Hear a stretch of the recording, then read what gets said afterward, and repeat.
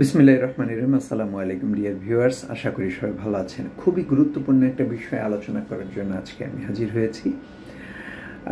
যারা মনোযোগ দিয়ে পুরো ভিডিওটি দেখবেন, আশা করি তারা নতুন কিছু জানতে পারবেন বা শিখতে পারবেন।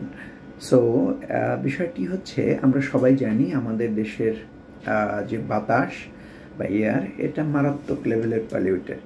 সো এই পলিউশনটা কীভাবে হয়, কি কি পার্টিকেলের কারণে পলিউশন কাউন্ট হয়, এবং আমাদের দেশে পলিউশনের মাত্রাটা আসলে কেমন, এবং মাত্রা কেমন হলে কোন মাত্রায় কিভাবে আমরা সেফ থাকতে পারবো, এই বিষয়ে কিছুটা চেষ্টা করব আমি আমার মতো করে আলোচনা করার জন্য। সো এই ক্ষেত্রে আমি যেটা প্রত্যেকদিন করি, শুরুতেই আমি একটা ওয়েবসাইটে ওই দিন, মানে যেই দিন ওয়েবসাইটটা অন করি সেই দিনের আবহাওয়াটা দেখার চেষ্টা করি। আমি কথা না বাড়িয়ে আমি ডিরেক্ট সেই ওয়েবসাইটে চলে যাচ্ছি। This is the website IQ Air। See IQ Air, এখানে air quality, air monitors, air purifier, face mask, এরকম বিভিন্ন অপশন দেওয়া আছে। তো এখানে আপনার সারা বিশ্বের সবচেয়ে পলিউটেড কান্ট্রিগুলো যেরকম দেওয়া আছে, একইভাবে সেফ কান্ট্রিগুলো দেওয়া আছে। সো আমরা নিচের দিকেই থাকি, অর্থাৎ পলিউটেড কান্ট্রিগুলোর দিকেই আছি। সো আমি শুরুতে একটু আমাদের আজকের পজিশনটা একটু দেখার চেষ্টা করি। সো একটু দেখেন, এখানে শুরুতেই কি বলা আছে, live most polluted major city ranking. একদম লাইভ, এখন এই মুহূর্তে সবচেয়ে পলিউটেড সিটি কোনটা কোনটা আছে একটু দেখি।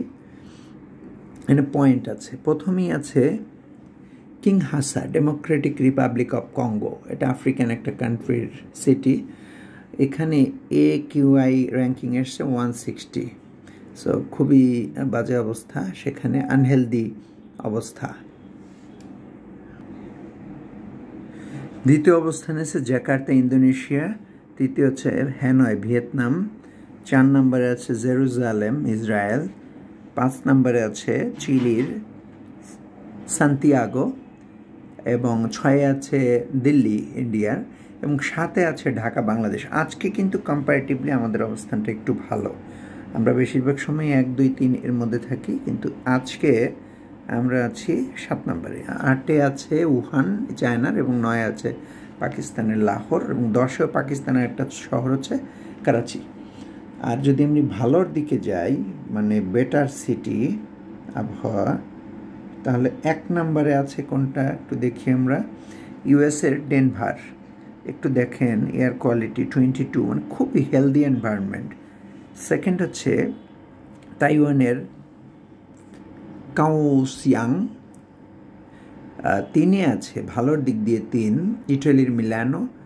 4-এ আছে আফগানিস্তান, মানে ইয়েতে বেটার কোয়ালিটি, ভালো কোয়ালিটি। হ্যাঁ, তো এরকম। সো আমরা একটু আমাদেরগুলো একটু দেখি, যে আমাদের একটু বোঝার চেষ্টা করি যে বাংলাদেশ আছে, একটু খেয়াল করেন 90, আজকের র্যাঙ্কিং হচ্ছে 90 হচ্ছে পয়েন্ট।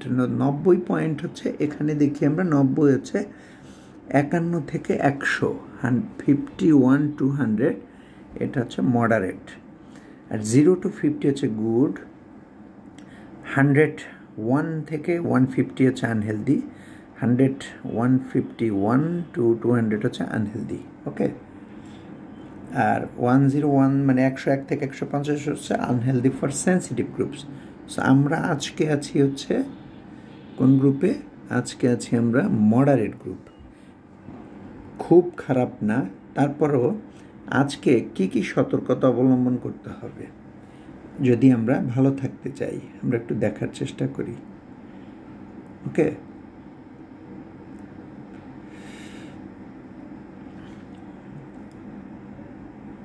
আজকে দেখেন লাইভ AQI ইন্ডেক্সে মডারেট, অর্থাৎ 90 এসছে, 90 আমরা তো দেখলাম। এখন একটু বোঝার চেষ্টা করি, এই যে মেইন পলিউট্যান্ট, মানে দূষণটা হয়েছে কি কারণে বেশি? PM 2.5, এটা হচ্ছে পার্টিকেল যেগুলো আমরা চোখে দেখি না। এই যে দেখেন, PM মানে হচ্ছে কি,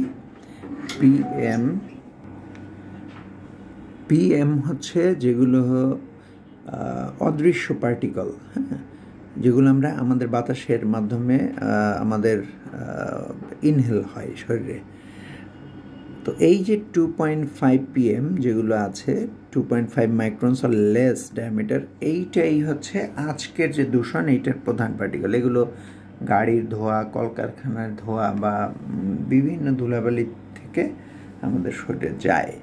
সো এই জিনিসটা আসলে কতটুক ক্ষতিকর সেটা কিন্তু আমরা বুঝতে পারি যদি আমরা এখান থেকে একটু পড়ি। দেখেন, ফাইন পার্টিকেলস মানে PM, fine particles in the air measured as PM 2.5, যেটা আমাদের আজকে এসছে 2.5, are so small that they can travel deeply into the respiratory tract, reaching the lungs, causing short-term health effects such as eye, nose, throat and lung irritation, coughing, sneezing, runny nose and shortness of breath. আরও অনেক কিছু আছে, আমি সংক্ষেপে পড়লাম। অর্থাৎ এখানে বেশ কিছু শারীরিক অসুস্থতা দেখা দিতে পারে, অর্থাৎ শ্বাস প্রশ্বাস ঘন ঘন হওয়া, সর্দি হওয়া, বেশি বেশি হাঁচি আসা, কাশি আসা, তারপরে হচ্ছে লাং ইরিটেশন, অর্থাৎ আপনার যে ফুসফুস সেখানে জ্বালা পোড়া হতে পারে, গলায় জ্বালা পোড়া হতে পারে, চোখ, নাক, এগুলোতে জ্বালা পোড়া হতে পারে। এগুলো হলো শর্ট টার্ম ইফেক্ট। হ্যাঁ, লং টার্ম ইফেক্ট আছে আরও বেশি। এবার আমি একটু দেখি এই যে PM 2.5 কনসেন্ট্রেশন একটু বুঝেন।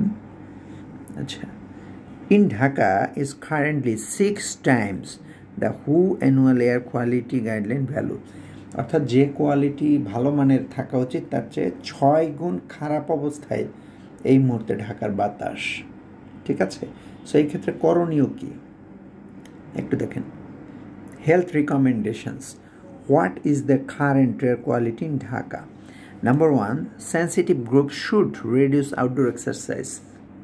লুক, অর্থাৎ সেন্সিটিভ গ্রুপ বলতে যারা একটু সামান্য অসুস্থ বা বয়স্ক অথবা প্রেগনেন্ট, বাচ্চা, এরকম এই গ্রুপটাকে সেন্সিটিভ গ্রুপ বলা হয়। তাদেরকে বাইরে এক্সারসাইজ করতে কি করা হয়েছে? রিডিউস, কমানোর কথা বলা হয়েছে, অর্থাৎ ইনডোরে থেকে এক্সারসাইজ করতে হবে। সেকেন্ড হচ্ছে sensitive group should wear a mask outdoors, অর্থাৎ বাইরে গেলে মাস্ক পরে যাওয়াটা বেটার। থার্ড কি? Choose your windows to avoid dirty outdoor air, অর্থাৎ জানালা খোলা না রাখার কথা বলা আছে, কারণ যে বাতাসটা আসবে সেটা ডার্টি। ফোর্থ কি? Sensitive group should run an air purifier. এটা আমাদের দেশে কতটুকু অ্যাভেলেবেল আমি জানি না, বাট এয়ার পিউরিফায়ার ইউজ করার কথা বলা হয়েছে। এ পর্যায়ে আমরা একটু ঢাকার এয়ার কোয়ালিটি ইন্ডেক্স যেটা AQI ফোরকাস্ট দেখি। গত বৃহস্পতিবার থেকে আমরা কয়েকদিন এটা একটু দেখব। বৃহস্পতিবারে ছিল 100, ভালো ছিল না, খারাপ ছিল।